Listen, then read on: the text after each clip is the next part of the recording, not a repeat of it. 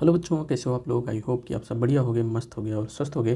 तो बच्चों, आज का अपना सेशन जो है वो 9th का 8.1 एक्सरसाइज होने वाली है। कौन सी 8.1 एक्सरसाइज होने वाली है। और ये 9th एनसीईआरटी चल रही है, 9th की मैथ एनसीईआरटी चल रही है और आपका 8.1 एक्सरसाइज हो रहा है। हमने कुछ क्वेश्चन करा दिया है। जो क्वेश्चन पहले कराया है वो पुरानी एनसीईआरटी के अकॉर्डिंग कराया है, लेकिन अब जो क्वेश्चन कराया जाएगा ये नई वाली एनसीईआरटी के अकॉर्डिंग कराया जाएगा।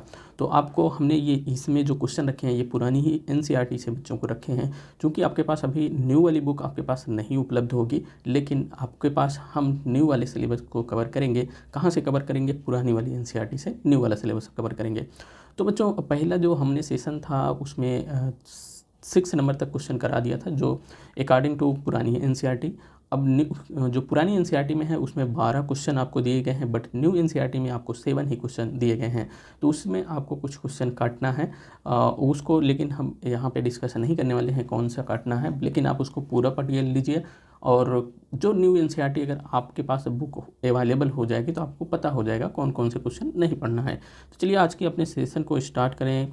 तो स्टार्ट करने से पहले enjoy with RC Singh YouTube channel को सब्सक्राइब नहीं किया है तो जाके तुरंत सब्सक्राइब कीजिए, बेल आइकन को प्रेस कीजिए, जिससे कि हम समय समय पर आपके पास उपलब्ध होते रहें और आप हमारे द्वारा जो भी वीडियो अपलोड किया जाए सबसे पहले देख सकें। तो चलिए अपने जो पहला क्वेश्चन हमने यहाँ पे लिया है, यहाँ पे आपको 9th नंबर का क्वेश्चन दिख रहा होगा।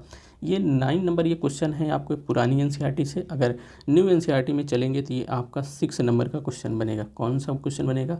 6 नंबर का क्वेश्चन आपका न्यू वाली एनसीईआरटी में है ये। तो ये 5th नंबर का क्वेश्चन है। कौन सा? 5th नंबर का क्वेश्चन है। 5वें नंबर का क्वेश्चन है और पुरानी वाली एनसीईआरटी में 9वां क्वेश्चन है। तो मैंने कहा कि जो पुरानी वाली एनसीईआरटी है तो उसी एनसीईआरटी से आप न्यू एनसीईआरटी कवर करिएगा। आपके पास क्यों बुक अवेलेबल नहीं है। तो चलिए अपने सेशन को स्टार्ट करते हैं यहीं से। तो यहाँ पे आपको क्वेश्चन देखो क्या जा रहा और इसमें हमको ज्ञात क्या करना है। कह रहा है कि एक समांतर चतुर्भुज। अब बच्चों, समांतर चतुर्भुज आ गया तो इसका मतलब कि इसकी सम्मुख भुजाएं क्या होंगी? बराबर होंगी। समांतर चतुर्भुज ABCD क्या है? ABCD और विकर्ण BD को दो, यहाँ फिर क्या कह रहा है? दो बिंदु P और Q इस प्रकार स्थित हैं। P और Q बच्चों, P और Q इस प्रकार स्थित हैं कि DP इक्वल टू क्या है? DP इक्वल टू मतलब ये DP इक्वल टू BQ अर्थात ये है। तो दिखाइए कि आकृति 8.20 दर्शाइए कि आपको पहले त्रिभुज को सर्वांग दिखाना है। कौन? त्रिभुज APD, त्रिभुज AP और D और त्रिभुज CQD, CQ और B। देखो इस त्रिभुज को और इस त्रिभुज को क्या करना है? सर्वांग सम आपको दिखाना है इन दोनों त्रिभुज को। पहला वाला क्वेश्चन आपको ये वाला है, इसी को क्वेश्चन को हमको लेना है, हम करते हैं। तो अपना यहाँ पे हम डाल लेते हैं क्या? यहाँ पे डालते हैं पहला क्वेश्चन जो सॉल्व करना है हम ले लेते हैं त्रिभुज APD और त्रिभुज जो हमें सर्वांग सम दिखाना है त्रिभुज CQB में। ठीक, इन दोनों त्रिभुजों के लिए। तो अब यहाँ पे आप बच्चों देखेंगे तो DP इक्वल टू BQ है। यहाँ पे देखो दिया है खुद ही, यहाँ पे देखो DP इक्वल टू BQ इन्होंने पहले से ही दिया है। तो हम यहाँ पे बच्चों लिखते हैं DP इक्वल टू DQ। क्या हम यहाँ पे लिखेंगे? DP equal to BQ। ये आपको क्या है? चूँकि ये दिया हुआ है, हमने दिखाया कहाँ दिया हुआ है? क्वेश्चन में दिया है। ये क्या है? दिया है। अगर हम कोण की बात करें तो कोण कौन सा? कोण AD और P। कौन सा बच्चों? AD और P। ये इक्वल टू होगा कोण CB और Q के। चूँकि ये क्या है? एकांतर कोण से क्या होंगे? बराबर होंगे। एकांतर कोण है। जब एकांतर कोण हम बच्चों देखो हम कह रहे हैं कि ADP मतलब इस वाले कोण की बात कर रहे हैं और दूसरा कोण CB और Q इस वाले कोण की बात कर रहे हैं। ठीक, ये क्या है होंगे? ये वाला कोण और ये वाला कोण एकांतर कोण से क्या होगा? बराबर होगा। उसके बाद हम यहाँ पे लिख सकते हैं AD इक्वल टू क्या? BC। AD equal to BC मतलब ये वाली भुजा क्या होंगी? बराबर होंगी। क्यों बराबर होंगी? चूँकि आपके पास दिया है यहाँ पे त्रिभुज ABCD क्या है? समांतर चतुर्भुज हैं। तो समांतर, चूँकि ये क्या है? समांतर चतुर्भुज हैं। और समांतर चतुर्भुज हैं तो आप जानते हैं कि समांतर चतुर्भुज के आमने सामने की भुजा क्या होती है, बराबर होती है। तो इसलिए हम बच्चों इसको हम ऐसे लिख सकते हैं कि AD = BC। चलिए यहाँ तक आपको क्लियर हो गया होगा। अब देखो हमारे पास कितना चीज़ें सर्वांग के लिए होनी चाहिए, जो वो कंडीशन आपके पास फुलफ़िल हो रही है, बिल्कुल आपको पूरी तरीके से कंडीशन फुलफ़िल हो रही है। देखो एक तो भुजा बराबर बराबर दिखा दिए, एक कोण दोनों में बराबर दिखा दिए, एक भुजा और दोनों में बराबर दिखा दिए। इसका मतलब हमारे पास ये क्या हो गया, अतः जो हमने त्रिभुज लिया था AP और D, ये क्या हो गया, सर्वांगसम हो गया किसके साथ, त्रिभुज CQB में। CQB में सर्वांगसम हो गया। अब इसमें सर्वांग समता का नियम कौन सा लगता है, SAS सर्वांग समता का नियम लगता है। मतलब भुजा कोण भुजा का सर्वांग समता का नियम लगता है। अब बच्चों यही तो आपको पहला क्वेश्चन में दिखाना था कि दोनों को सर्वांगसम दिखाना था, हमने बच्चों दोनों को सर्वांगसम दिखा दिया। अब आपकी बात आती है सेकंड वाला क्वेश्चन, इसको आप स्क्रीनशॉट ले लीजिए, इसको हम हटाने की कोशिश करेंगे, अभी हटा देंगे। आप स्क्रीनशॉट बच्चों ले लिए होंगे। अब हम दूसरे क्वेश्चन की बात करेंगे। कौन से क्वेश्चन, अपना तो पहला क्वेश्चन हो गया, दूसरे क्वेश्चन को लेंगे। आप यहाँ पे देखिए,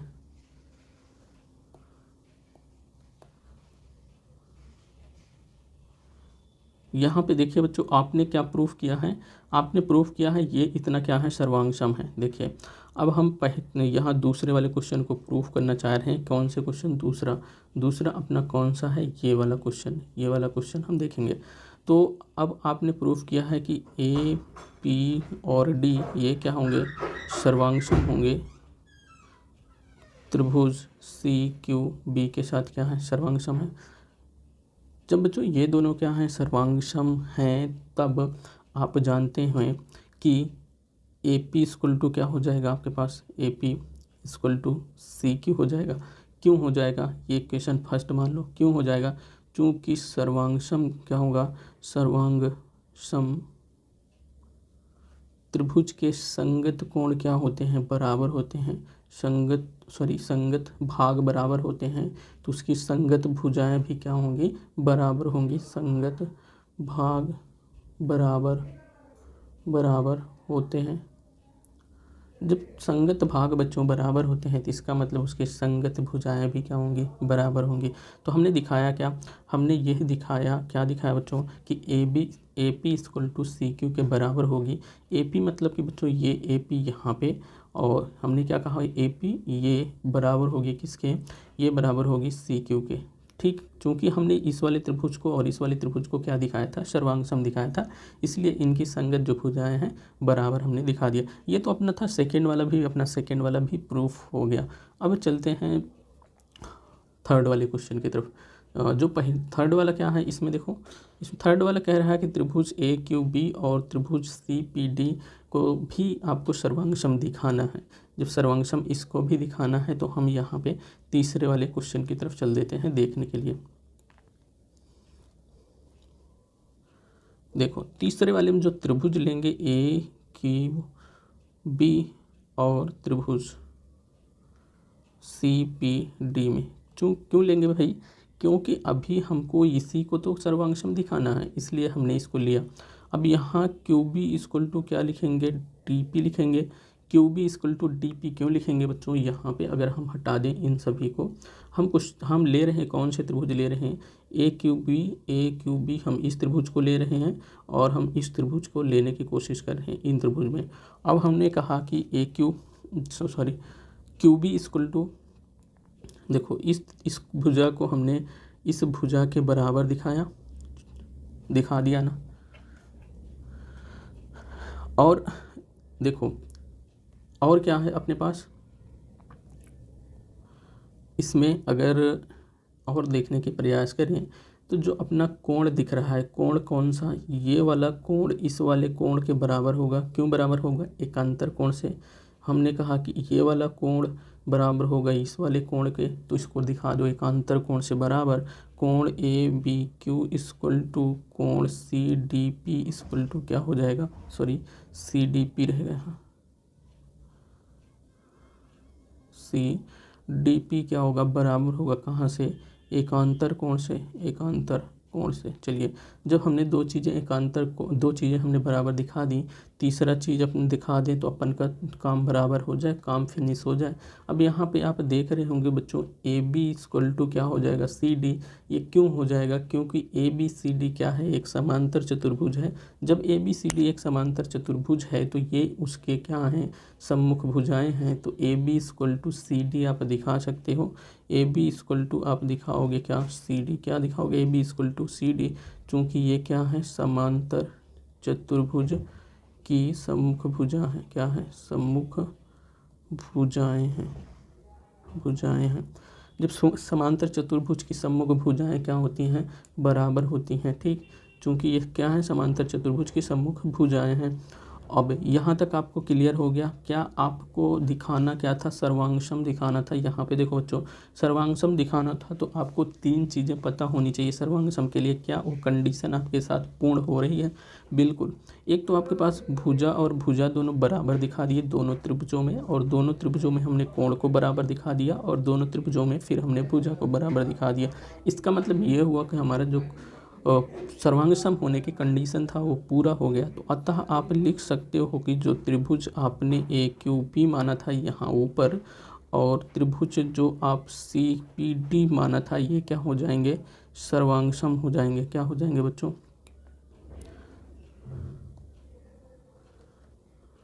यहाँ पे आपके ये सर्वांगसम हो जाएंगे। सर्वांगसम का अच्छा से चिन्ह नहीं बनता मेरे से, आप अच्छे से बनाने की कोशिश कीजिए। ये क्या हो जाएगा, सर्वांगसम हो जाएगा। ठीक, क्यों, कौन से नियम लगेगा यहाँ पे, एस और एस का नियम लगेगा, भुजा कोण भुजा का नियम लगेगा।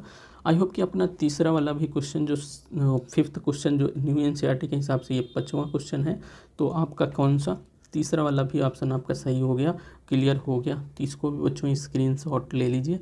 आगे चलते हैं हम अपने चौथे नंबर के क्वेश्चन की तरफ। ठीक, चौथा नंबर का अपना क्वेश्चन क्या कह रहा है, चौथा नंबर का क्वेश्चन अपना क्या कह रहा है कि आपको करना क्या है, और यहाँ आपको करना है ए क्यू बराबर सी पी दिखाना है। ए क्यू बराबर सी पी हमें दिखाना है। तब अगर हम बात करें, पहली बात तो हमने एक चीज़ तो निकाल दिया है ना, ए क्यू बी सर्वांगसम होगा किसके, ए क्यू बी सर्वांगसम हमने दिखा दिया है त्रिभुज सी पी डी के। जब इसको कहाँ हमने दिखाया है, यहाँ पे अगर समीकरण 2 मान लें तो इसको समीकरण 2 से आप लिख दीजिए, समीकरण 2 से। ठीक, समीकरण 2 से में हमने दिखाया क्या है कि ये दोनों सर्वांगसम हैं। जब ये सर्वांगसम हमने दिखा दिया तो आप लिख सकते हो A Q equal to C P. ये आप समीकरण 3 मान लीजिए। समीकरण 3 क्यों लिख सकते हो, देखो ए क्यू बी, और देखो एक इस वाले त्रिभुज और इस वाले त्रिभुज को हमने सर्वांगसम दिखाया, तब हमने कहा कि ये वाली भुजा और ये वाली भुजा क्या होगी, बराबर होगी। क्यों बराबर होगी, आप यहाँ बच्चों लिख लेना, चूँकि सर्वांगसम त्रिभुज है। सर्वांगसम त्रिभुज की जो संगत भाग होते हैं बराबर होते हैं, अतः इनकी जो संगत भुजाएं हैं वो भी क्या होंगी, बराबर होंगी। इतना क्लियर हो गया। चलिए आगे चलते हैं हम। आगे क्या है अपना 5वां क्वेश्चन क्या है, यहाँ पे देखिए बच्चों। 5वां क्वेश्चन आपको दिख रहा है, नहीं दिख रहा, देखिए ये है 5वां क्वेश्चन। ये है, इसको आपको दिखाना है ए पी सी क्यू क्या है, एक समांतर चतुर्भुज है। जब आपको समांतर चतुर्भुज दिखाना है तो समांतर चतुर्भुज की विशेषता क्या होती है, को आमने सामने का भुजा क्या होगी, बराबर होगी। अब देखो 5वां नंबर क्वेश्चन हमने एक तो दिखाया है क्या, A P equal to C Q. समीकरण फर्स्ट में देखिए बच्चों, A P equal to C Q हमने दिखाया है। A P equal to C Q हम यहाँ पे लिखें, A P equal to C Q, और क्या है बच्चों आपके पास और यहाँ A Q equal to C P, A Q equal to C P. अब देखो समांतर भुजाएं क्या दिख रही हैं आपको, देखो A P equal to C Q, A P equal to C Q कहाँ है, यहाँ पे देखो, इसको हटाओ, A P equal to C Q, ये देखो इसको है सी क्यू। ए पी मतलब ये वाली भुजा और सी क्यू मतलब ये वाली भुजा, मतलब आमने सामने के भुजाएं हमने यहाँ से बराबर दिखा दिया, A P equal to C Q. तो समांतर भुजा मतलब समांतर चतुर्भुज जो होता है उसके आमने सामने की भुजाएं क्या होती हैं, बराबर होती हैं। हमने एक तो पहला वाला तो प्रूफ कर दिया, पहला हो गया। अब दूसरा भी हमें दिखाना है क्या, A Q equal to C P. A Q अपन देखें ए क्यू तो ये वाला हो गई भुजा और सी पी ये वाली भुजा हो गई। इसका मतलब ये वाली भुजा भी आपके पास क्या हो गई, बराबर हो गई। तो इसका मतलब आपके पास निकल के क्या है, ये भुजा इसके बराबर है और ये भुजा इसके बराबर है। तो ये चतुर्भुज ए क्यू सी पी क्या होगा, या ए पी सी क्यू क्या होगा, ये एक समांतर चतुर्भुज होगा। आप यहाँ पे लिख दीजिए, अतः यह क्या होगा, अतः यहाँ आप एक समीकरण फर्स्ट से लिख दीजिए, इसको समीकरण थर्ड से। अतः ए पी सी क्यू क्या होगा, एक समांतर चतुर्भुज होगा, समांतर चतुर्भुज है। ठीक, इतना क्लियर हो गया। आपका पांचों क्वेश्चन जो था इसमें का हो गया सॉल्व। आगे चलते हैं अपने नए क्वेश्चन की तरफ। अपना नया क्वेश्चन है अपना 10 नंबर का ये जो क्वेश्चन है ये है आपका पुरानी एनसीईआरटी से। लेकिन अगर आप न्यू एनसीईआरटी में चलेंगे तो आपका क्वेश्चन बनेगा कितना, 6 नंबर का क्वेश्चन बनेगा। ये न्यू एनसीईआरटी में आपका बनेगा 6 नंबर का क्वेश्चन। न्यू एनसीईआरटी में जब न्यू एनसीईआरटी में 6 नंबर का क्वेश्चन बनेगा तो इसको हम सॉल्व करते हैं। सॉल्व क्या करते हैं, तो आपको क्वेश्चन क्या कह रहा है, पहले क्वेश्चन देखें। क्वेश्चन कह रहा है कि ए बी सी डी एक समांतर चतुर्भुज है, A P equal to C Q. A P equal to C Q क्या है बच्चों, ए पी मतलब भुजा ये वाली भुजा और सी क्यू मतलब वाली ये वाली भुजा क्या है, शीर्ष ए और सी से विकर्ण बी डी पर क्रमशः लंब है। जब बच्चों यहाँ पे क्या कह रहा है कि ये वाली भुजा और ये वाली भुजा क्या है, जो शीर्ष है बी डी मतलब शीर्ष ये वाली, इस पे क्या है, लंब है। लंब होने की विशेषता आप जानते हो कि वो क्या होते हैं कि जहाँ लंब होते हैं वहाँ 90 डिग्री का कोण बनाते हैं। अब देखो पहला वाला आपको प्रूफ क्या करना है कि त्रिभुज ए पी बी क्या होगा, त्रिभुज ए पी बी सर्वांगसम होगा त्रिभुज सी क्यू डी के सर्वांगसम होगा। आपको बच्चों दिखाना क्या है कि त्रिभुज सी क्यू डी इस वाले त्रिभुज को और इस वाले त्रिभुज को आपको सर्वांगसम दिखाना है। सर्वांगसम दिखाने के लिए हम पहला मानते हैं, पहला क्वेश्चन आपका क्या है, त्रिभुज ए पी बी ये सर्वांगसम होगा, सर्वांगसम तो हमको दिखाना है, हम ले रहे हैं त्रिभुज ए पी बी और त्रिभुज सी क्यू डी में, ये दोनों त्रिभुज हम ले लिए। अब इसमें अगर आप देखें बच्चों तो ए पी बी क्या हो और कोण सी क्यू डी क्या होगा, सर्वांगसम होगा, कोण प्रत्येक कोण क्या होगा, 90 डिग्री का होगा। चूंकि 90 डिग्री पे क्या होगा, क्योंकि ये क्या है, लंब है तो यहाँ 90 डिग्री, ये भी 90 डिग्री का कोण बना रहा है। इतना क्लियर हो गया। अब देखो कोण ए बी पी ये इक्वल टू क्या होगा, कोण सी डी क्यू के बराबर होगा। क्यों बराबर होगा, चूंकि ये क्या है, एकांतर कोण से ये बराबर होंगे। हमने किन कोण की बात की बच्चों, हम बात कर रहे हैं हम कौन से कोण की बात कर रहे हैं, ए बी और ये पी की और सी डी और क्यू इस कोण की। हम इस कोण को क्या कहें, बराबर कहें, क्योंकि ये एकांतर कोण से बराबर होंगे।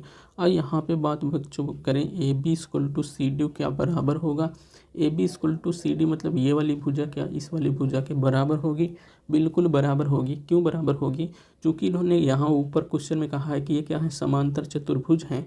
जब समांतर चतुर्भुज हैं तो बच्चों हम जानते हैं समांतर चतुर्भुज के आमने सामने की भुजा क्या होती है, बराबर होती है। तो इसलिए हमने इसको इन दोनों भुजाओं को बराबर लिख दिया।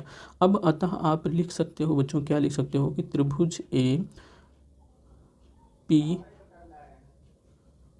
बी ये सर्वांगसम हो जाएगा त्रिभुज सी क्यू डी में, क्या हो जाएगा, सर्वांगसम हो जाएगा। क्योंकि आपको यही तो दिखाना था, सर्वांगसम दिखाना था, आपने दिखा दिया क्या है, ये सर्वांगसम हो गया। अब ये इसमें सर्वांगसमता का नियम कौन सा लगेगा, इसमें लगेगा ए और एस का नियम लगेगा। क्योंकि आपको देख रहे हैं यहाँ पे क्या है, कोण है और भुजा है, दो कोण और एक भुजा का नियम यहाँ पे लगेगा। आपको इतना बच्चों क्लियर हो गया। जब क्लियर हो गया तो आगे चलते हैं अपना दूसरा वाला क्वेश्चन इसी में पूछ रहा है जो उसकी तरफ। दूसरा क्वेश्चन क्या कह रहा है A P equal to C Q बराबर होगा, AP मतलब बच्चों AP इक्वल टू CQ बराबर होगा। इसका मतलब क्या हुआ, इसका मतलब इन्होंने कहना चाह रहे हैं AP ये और CQ ये भी क्या होंगे, बराबर होंगे। अब देखें, अब हमने बच्चों अगर यहाँ दूसरे वाले में बात करें तो हमने क्या दिखाया है कि त्रिभुज APB ये क्या होगा, सर्वांगसम होगा। त्रिभुज CQD में क्या होगा, सर्वांगसम है, यहाँ हमने ऊपर दिखाया है। अब जब सर्वांगसम है तो इनकी संगत जो भुजाएं होंगी AP और CQ भी क्या होंगी, बराबर होंगी। चूँकि सर्वांगसम यहाँ पे लिखना, सर्वांगसम त्रिभुज के संगत भाग बराबर होते हैं। जब संगत भाग बराबर होते हैं तो इनकी संगत भुजाएं भी क्या होंगी, बराबर होंगी, इसलिए ये AP इक्वल टू CQ हो गया। तो आई होप कि इतना क्लियर हुआ होगा बच्चों। स्क्रीनशॉट लेना चाहते हैं, स्क्रीनशॉट ले लीजिए। ठीक, अपना पहला और दूसरा क्वेश्चन हो गए हैं सॉल्व।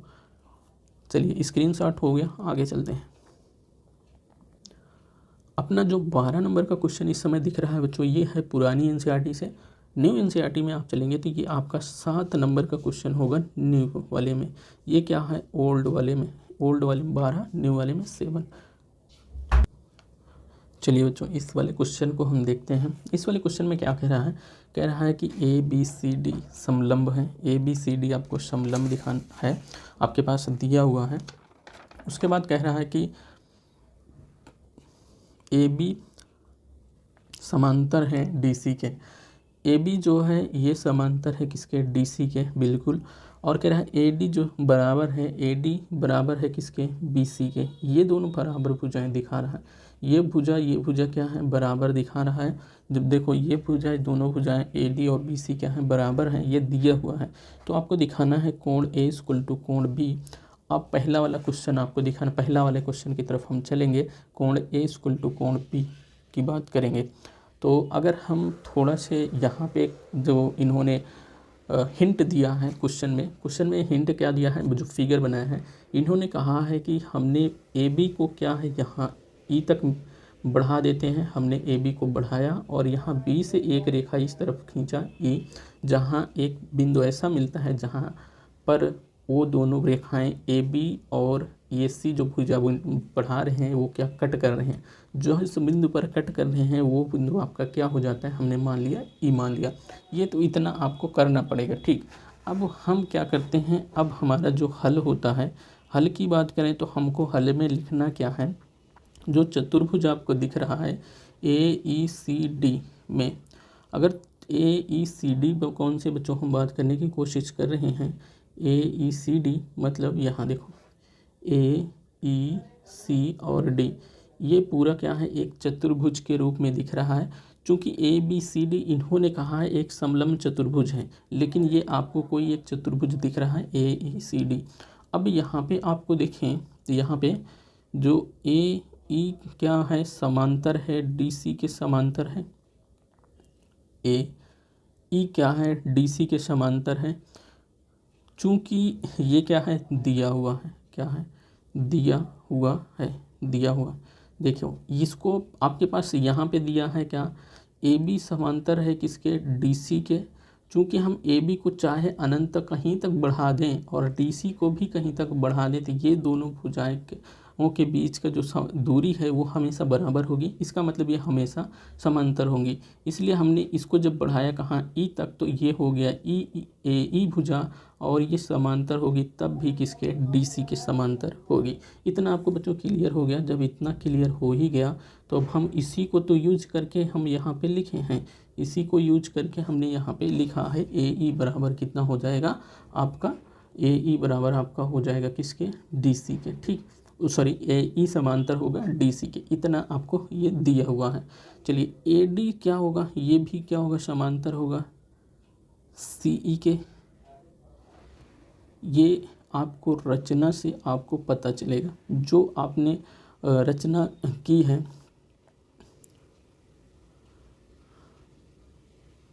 यहाँ पे आपने क्या किया है, इसको बढ़ाया है ना C को। AD BC के तो बराबर थी, लेकिन हमने रचना में दिखाया कि AD जो है ये CE क्या है, ये क्या है, समांतर है। ये भी क्या है, समांतर है।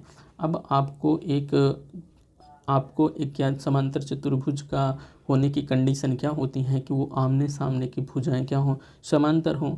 तो अतः जो आपने जो त्रिभुज लिया था, क्या आपने, सॉरी त्रिभुज नहीं चतुर्भुज, आपने जो चतुर्भुज लिया था AECD, ये क्या होगा, एक समांतर चतुर्भुज होगा। समांतर चतुर्भुज क्यों होगा, आपने दिखाया कि ये AE समांतर है DC के और AD समांतर है CE के। जब आमने सामने की भुजाएं आपने बराबर दिखा दिए तो एक समांतर चतुर्भुज आपको दिख गया। अब देखो बच्चों, यहाँ पे अगर आप देखें AD क्या होगा, AD CE के क्या बराबर है, AD CE के बराबर है। देखो AD CE के क्या बराबर है, बिल्कुल यहाँ AD क्या है, CE के बराबर हमने दिखाएं। चूँकि आप यहाँ से लिख सकते हैं, कहाँ से, चूँकि आपने ऊपर दिखा दिया समांतर चतुर्भुज, आपने इसको दिखा दिया। जब समांतर चतुर्भुज दिखा दिया तो इसकी सम्मुख भुजाएं आप देखो, लिख दीजिए यहाँ, समांतर चतुर्भुज की सम्मुख भुजा जो होती है, क्या सम्मुख भुजाएं क्या होती हैं, बराबर होती हैं, बराबर होती हैं, क्या होती हैं, बराबर होती हैं। आपने दिखा दिया समांतर चतुर्भुज की सम्मुख भुजाएं बराबर होती हैं, तो हमने AD = CE दिखा दिया, इक्वेशन फर्स्ट दिखा दिया। अब यहाँ AD = क्या हो जाएगा, BC, ये भी क्या हो जाएगा, समीकरण 2 हो जाएगा। चूँकि AD = BC आपके पास दिया है, यहाँ AD = BC यहाँ पे दिया हुआ है, यहाँ देखिए AD = BC आपके पास दिया हुआ है, तो आप इसको लिख लीजिए आपके पास, चूँकि आपके पास दिया है। ठीक, इतना क्लियर हो गया बच्चों। जब इतना क्लियर हो गया तो अतः आप लिख सकते हो क्या, अब इन दोनों समीकरण से, अब देखो इन दोनों समीकरण, जैसे AD = CE समीकरण फर्स्ट है, अब समीकरण सेकंड में AD के स्थान पे क्या है, BC, तो BC = CE आप लिख सकते हो। ठीक, इतना लिख सकते हो ना। चलिए, जब इतना लिख सकते हो तो इसी का तो यूज़ करते हैं हम, इन्हीं का यूज़ करके हम लिखते हैं यहाँ CE = कितना, BC के बराबर। ठीक, इसको हम लिख दें, चूँकि ये क्या है, समीकरण फर्स्ट और सेकंड से, इतना और सेकंड से, समीकरण फर्स्ट और सेकंड से हमने इतना लिखा है। चलिए, जब इतना हम फर्स्ट और सेकंड से लिख दिए तो इसके बाद हम क्या करते हैं, इसके बाद हम लेते हैं क्या, त्रिभुज ABC में, त्रिभुज ABC में, त्रिभुज ABC में अगर हम देखें, देखो त्रिभुज A B और C, ABC नहीं लेते हैं, अगर हम ले लें BCE ले लें। ठीक, किसको, त्रिभुज, यहाँ तो कोई बन नहीं रहा, ये त्रिभुज बन रहा है, ये वाला, ये और ये त्रिभुज क्या एक बन रहा है त्रिभुज, तो हम इस त्रिभुज को लेते हैं और यहाँ कुछ चीज़ें हम मान लेते हैं बच्चों। इस कोण को मान लेते हैं हम थ्री नहीं, अगर हम यहाँ से शुरुआत करें, शुरू से, इस कोण को मान लें 1 और इस कोण को मान लें 2 और इस कोण को मान लें 3, तो और इस कोण को मान लें 4। तो आपको कोई वो नहीं, हमने माना है कि ये ऐसे ऐसे कोण हैं और इसको हम दिखाएंगे। फिर यहाँ पे देखो,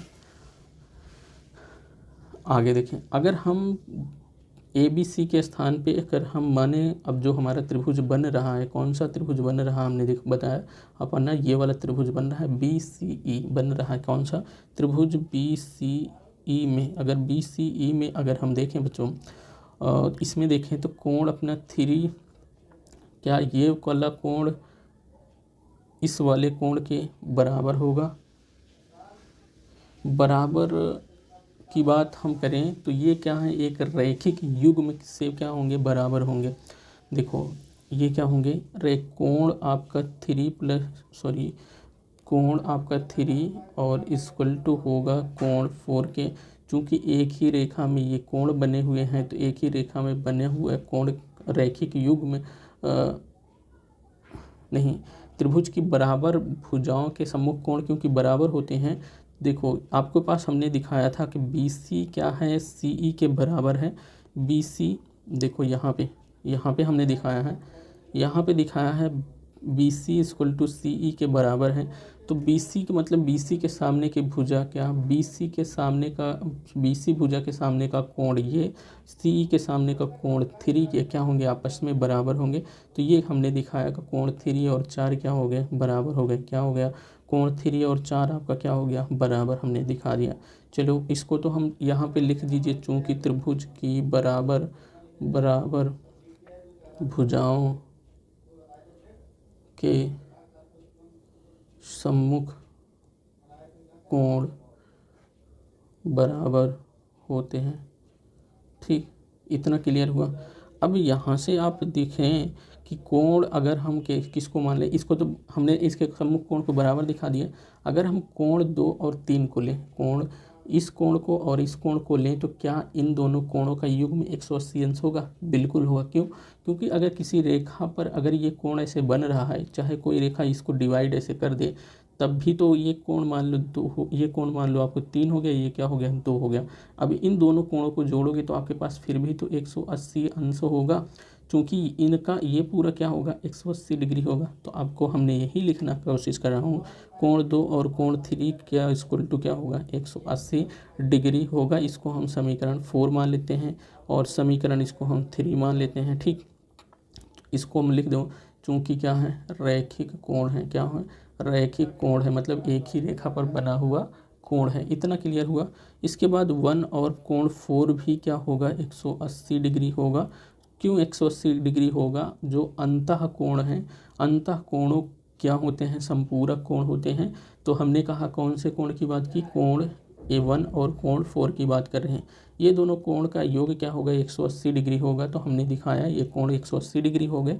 अब इन दोनों समीकरणों से आप लिख सकते हैं क्या, अतः आप लिख सकते हो, अतः क्या हो जाएगा आपके पास, कोण 2 और कोण 3 ये इक्वल टू हो जाएगा कोण 1 प्लस कोण 4। क्यों हो जाएगा बच्चों? क्योंकि इसका एक साइड क्या है, बराबर है। तब 180 के स्थान पे आप इसको तो लिख सकते हो ना, या 180 के स्थान पे आप इसको लिख सकते हो। ठीक, जब एक साइड बराबर है तो ये एक साइड इनका ये भी बराबर हो जाएगा। तो इतना क्लियर हुआ, इतना हमने लिख दिया। यहाँ आप लिख सकते हो समीकरण 4 और 5 से, कितना, 4 और 5 से, इतना हो गया। तो जब इतना हो गया तो आप और कुछ भी लिख सकते हो। अब यहाँ कोण 3 और कोण 4 की बात करें, देखो यहाँ कोण और 3 और 4 की बात करें यहाँ पे, तो यहाँ आप देख रहे होंगे कोण 3 और 4 क्या हैं, बराबर हैं। तो कोण और 3 और 4 बराबर हैं, तो आप कोण 3 के स्थान पे कोण 4 को लिख सकते हो, कोण 3 के स्थान पे कोण 4 को लिख दो, और 1 प्लस कोण 4 ये क्या हो गया, समीकरण 3 से। ठीक, अब इतना हो गया। अब ये क्या हो, कट जाएगा, तो कोण 2 इक्वल टू कोण 1 आ गया, कोण 2 इक्वल टू कोण 1 आ गया। अब देखिए बच्चों, कोण 2 कौन है, कोण 1 कौन है। कोण 2 की बात करें तो आपका कोण 2 कौन सा आ रहा है, आपका 2 कोण आ रहा है, ये कोण आ रहा है। इसका मतलब ये कोण हो गया ये वाला। इसका मतलब क्या हुआ, इसका मतलब ये हुआ कि ये जो कोण 2 है ये क्या है, कोण बी का मान है। और कोण जो 1 है, ये कोण 1 मतलब ये मतलब कोण ए का मान है। कोण 2 के स्थान पे हम बी लिखेंगे। यहाँ पे देखो, कोण 2 के स्थान पे कोण बी और कोण 1 के स्थान पे कोण ए। ठीक, इतना हो गया। क्या आपको यही प्रूफ करना था? यहाँ पे देखो, कोण ए इक्वल टू कोण बी प्रूफ करना था, हमने दिखा दिया कि कोण ए इक्वल टू कोण बी। ठीक, इतना क्लियर हो गया। चलिए आगे चलते हैं। अपना सेकेंड वाला क्वेश्चन है, सी इक्वल टू डी आपको दिखाना है। कोण सी इक्वल टू कोण डी दिखाना है। तो जब इतना प्रूफ हो गया है, आपको बच्चों नोट्स बनाते हुए चलिएगा। ठीक, सेकेंड वाला अगर आप स्क्रीनशॉट पहले इसको ले लीजिए तो हम यहीं से इरेज करके लिखते हैं। इतना स्क्रीनशॉट ले लीजिए, इतना हो गया होगा स्क्रीनशॉट। इसके बाद इतना ले लीजिए। ठीक, इतना हो गया। अब हम इसको हटाते हैं, इसके बाद हम ऊपर से ही लिखने का प्रयास करते हैं। इसमें जो स्क्रीनशॉट हो गया है इसको आप रखे रहिएगा। ठीक,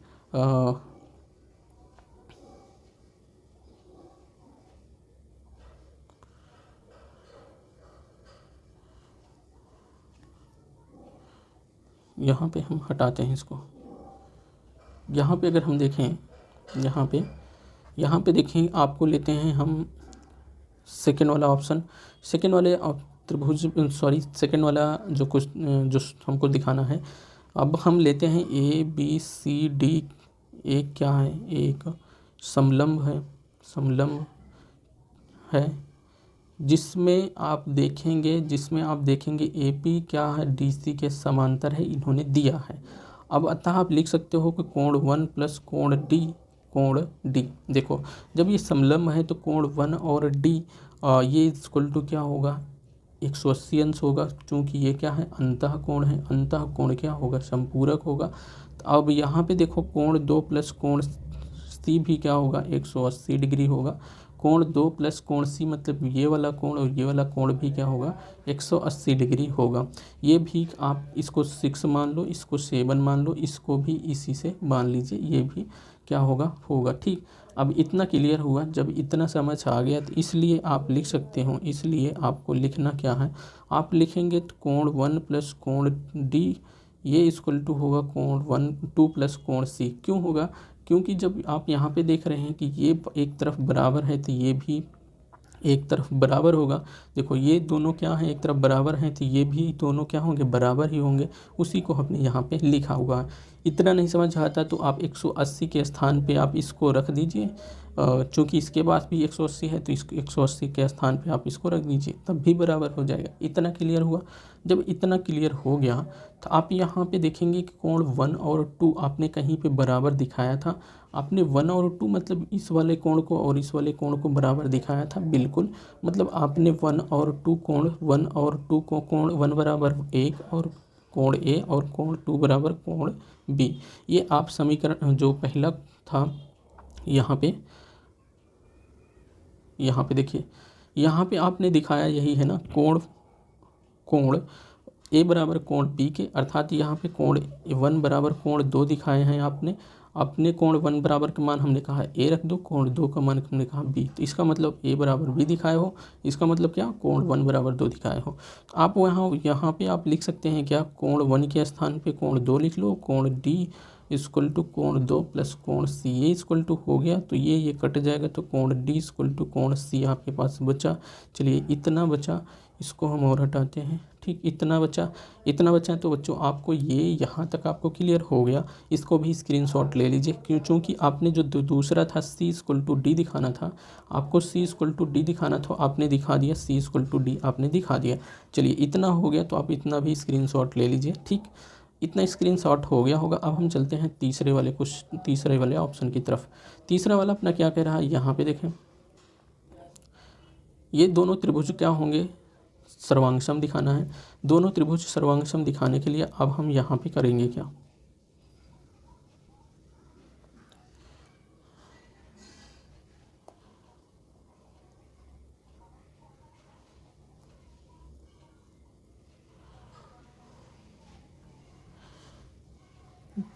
दोनों त्रिभुज को सर्वांगसम, त्रिभुज ए बी सी और त्रिभुज बी ए डी में। ठीक, बी सी इक्वल टू क्या है, बी सी इक्वल टू क्या है, ए डी के बराबर होगा। बी सी मतलब बच्चों, बी सी क्या होगा, बी सी मतलब ये वाला त्रिभुज, ये वाली भुजा, और ए डी मतलब ये वाली भुजा। इन्होंने कहा है बराबर, यहाँ पर इन्होंने खुद ही दिया है A D equal to B C के बराबर होगा। ठीक, तो हमने इसको लिखा, ये क्या है, दिया हुआ है। ठीक, दिया है यहाँ पे। और कोण A B C equal to क्या होगा, कोण पी ए डी ये क्या होगा, इसको ऊपर हमने पहले ही प्रूफ कर दिया है। कोण बी इक्वल टू कोण ए, कोण बी इक्वल टू कोण ए, देखो यहाँ पे हमने प्रूफ किया है। चलिए इसको हो गया,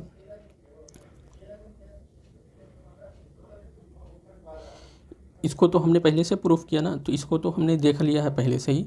अब यहाँ पे देखें ए बी इक्वल टू क्या, आपको ए बी दोनों दिख रहा है, दोनों त्रिभुजों में ए बी इक्वल टू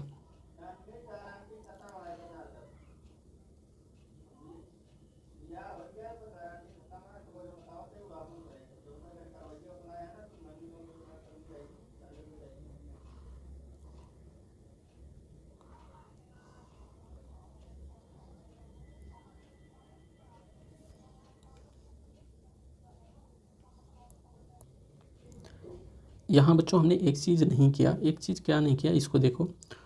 हाँ, जो हमने त्रिभुज ले रहे थे, त्रिभुज हमने क्या लिया है, ए बी सी। ए बी सी मतलब कि ए बी और सी ये क्या होना चाहिए, त्रिभुज बनना चाहिए। तो आपको हम ऐसे एक डॉट डॉट बना देते हैं एक त्रिभुज। अब उसके बाद त्रिभुज अपना बी ए डी लेना है, तो बी और ए ये और डी ये, तो इसका मतलब ये वाला एक त्रिभुज ये हो गया। ठीक, एक त्रिभुज तो बच्चों आपका हो गया ये, और दूसरा जो त्रिभुज बन रहा है बच्चों, वो त्रिभुज दूसरा बन रहा है, ये दूसरा त्रिभुज बन रहा है। ठीक, इस वाले त्रिभुज, यही दोनों को लेना है और सर्वांग सम दिखाना है। तो हमने एक चीज़ तो यहाँ पे लिया, हमने दिखाया क्या, B C equal to A D आपके पास दिया था क्वेश्चन में ही, और A B C equal to B A D. देखो ए बी सी मतलब ए बी और सी, इस त्रिभुज में अगर देखोगे तो ये वाला कोण क्या होगा, और ये वाला कोण इस वाले कोण के क्या है, बराबर है। और त्रिभुज इस वाले में देखो, इस वाले में देखेंगे तो जब ये बराबर है तो हमने यही लिखा ना, यहाँ ये दोनों क्या है, बराबर हैं। इसको हम ऊपर प्रूफ भी कर चुके हैं।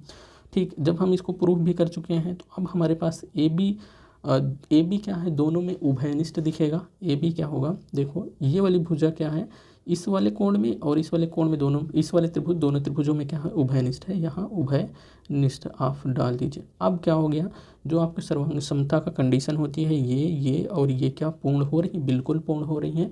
तो आप लिख सकते हो, क्या लिख सकते हो, अतः जो आपने त्रिभुज लिया था ए बी सी, ये सर्वांग सम होगा त्रिभुज बी ए डी में, क्या होगा, सर्वांग सम होगा। जब सर्वांग सम किससे होगा, ये होगा एस के नियम से, सर्वांग समता के एस के नियम से, भुजा कोण भुजा के नियम से सर्वांग सम होगा। आपने दिखा दिया तीसरा भी जो ऑप्शन था उसको भी दिखा दिया। अब यहाँ चौथे की बात करेंगे, विकर्ण ए सी इक्वल टू क्या होगा, विकर्ण बी डी के बराबर होगा।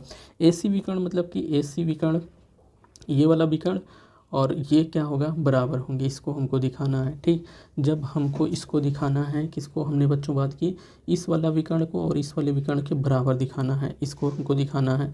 चलिए, जब हमको इसको दोनों को दिखाना है तो हम यहाँ पे इसको हम कुछ कटिंग कर देते हैं, यहाँ से ही कर देते हैं। ठीक, यहाँ से इसको हटा देते हैं। अब आपको चौथा नंबर क्या है, आपको जो ए सी इक्वल टू बी डी आपको दिखाना है, ए सी इक्वल टू बी डी दिखाना है। तो हम पहले क्या लेते हैं, हमने देखा है कि हमने लिया क्या है, हमने देखा है कि जो त्रिभुज ए बी सी सर्वांग सम हमने दिखाया है, त्रिभुज बी ए डी में क्या हमने सर्वांग सम दिखाया है, यहाँ पे हमने देखा तीसरे ही ऑप्शन में।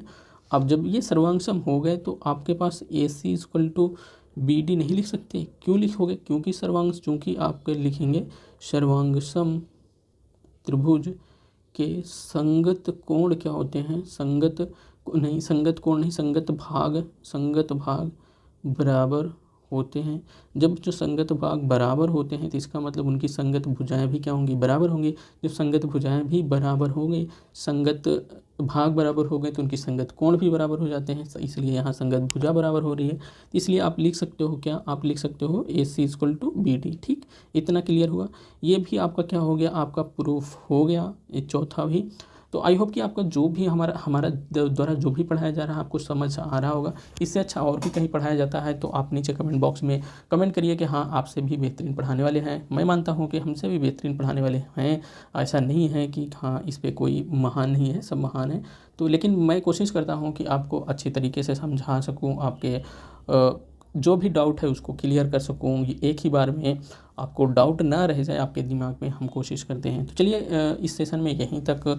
अगला जो सेशन लेंगे वो इम्पॉर्टेंट सेशन, सभी सेशन इम्पॉर्टेंट है आपके एग्ज़ाम की दृष्टि से। अब ये न्यू एनसीईआरटी के अकॉर्डिंग आपका क्वेश्चन चलेगा, भले आपके पुरानी एनसीईआरटी हम लेकर चलें लेकिन उसमें बताएंगे आपका न्यू एनसीईआरटी में ये कौन सा क्वेश्चन है और पुरानी एनसीईआरटी में कौन सा क्वेश्चन आपको दिखेगा। तो चलिए दोस्तों, इस वीडियो में इतना ही, अगले वीडियो में फिर मिलते हैं, तब तक के लिए जय हिंद।